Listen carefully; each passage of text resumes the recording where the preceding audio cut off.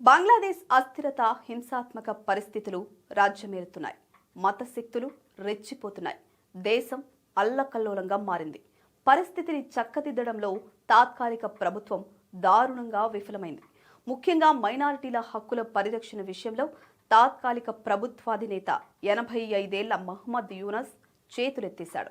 ఈ పరిస్థితుల మధ్య ఇప్పుడు ఒక పేరు బంగ్లాదేశ్లో బలంగా వినిపిస్తోంది. అదే మాజీ ప్రధాని ఖలీదా జియా కుమారుడు తారిక్ రెహమాన్. 17 ఏళ్లుగా దేశానికి దూరంగా ఉన్న తాజాగా బంగ్లాదేశ్ గడ్డ మీద తిరిగి పాదం మోపారు. 2026లో జరగనున్న జాతీయ ఎన్నికలను దృష్టిలో ఉంచుకుని ఆయన స్వదేశం తిరిగొచ్చారు. ప్రస్తుతం ఆయన బీఎన్పీ తాత్కాలిక చైర్మన్ గా ఉన్నారు. తల్లి 80 ఏళ్ల ఖలీదా జియా తీవ్ర అనారోగ్యంతో బాధపడుతున్నారు. ఆమె పరిస్థితి ఇంకా విషమంగానే ఉంది. ఇక పలు క్రిమినల్ కేసులలో కోర్టులు ఆయనను దోషిగా తేల్చి శిక్ష విధించాయి. 2007లో అవినీతి వ్యతిరేక చర్యల్లో భాగంగా తారిక్ రెహమాన్ అరెస్ట్ అయ్యారు. 2008లో ఆయనకి బెయిల్ వచ్చింది. చికిత్స కోసం లండన్ వెళ్లడానికి అనుమతి లభించింది. అప్పటి నుంచి రెహమాన్ లండన్లోనే ఉంటున్నాడు.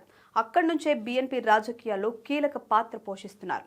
రెహమాన్ అక్రమ మార్గాలలో $100 మిలియన్ల సంపాదించాడని అమెరికా రాయబార కార్యాలయ కేబుల్స్ను ఉటంకిస్తూ ఆరోపించింది. అక్రమ సంపదను కూడబెట్టినందుకు 2023లో రెహమాన్కు 9 ఏళ్ల జైలు శిక్ష విధించారు. ఈ నేపథ్యంలో గత ఏడాది జరిగిన విద్యార్థి ఉద్యమంతో తారిక్ను అదృష్టం వరించింది. తన మీద ఉన్న మొత్తం 84 కేసుల నుంచి నిర్దోషిగా బయటపడ్డాడు. బంగ్లాదేశ్లో జాతీయ ఎన్నికలు 2026 ఫిబ్రవరి 12న జరగనున్నాయి.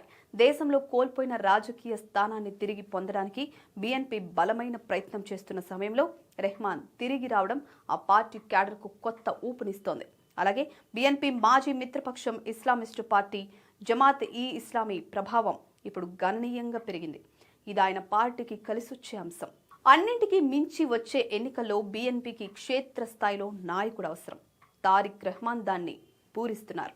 చాలా మందికి తెలియని విషయం ఏంటంటే 1971లో పాకిస్తాన్ నుంచి బంగ్లాదేశ్ విముక్తి యుద్ధంలో తారిక్ రెహమాన్ అరెస్ట్ అయ్యాడు. అప్పుడు ఆయన వయసు 6 ఏళ్లు. బంగ్లాదేశ్ స్వాతంత్ర్య యుద్ధ ఖైదీలలో ఇతడే అతి పిన్న వయస్కుడు.